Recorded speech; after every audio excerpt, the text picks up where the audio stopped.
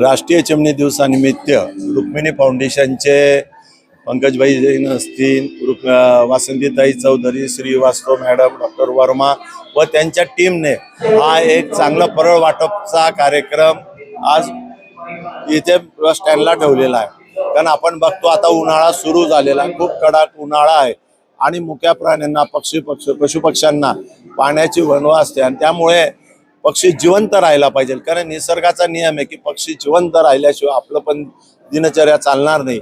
आणि या रुक्मिणी फाउंडेशनने हा जो परळ वाटपचा कार्यक्रम केला आहे, मी त्यांना या निमित्ताने शुभेच्छा देतो आणि जनतेलाही आव्हान देतो की आपण हे परळ आपल्या घरी घेऊन यामध्ये रोज थोडं पाणी टाकणे, तिच्यामध्ये गहू असेल, तांदूळ असेल, ज्वारी असेल, बाजरी असेल, ज्या पद्धतीने आपण पशुपक्ष्यांना अन्नधान्य द्यावे।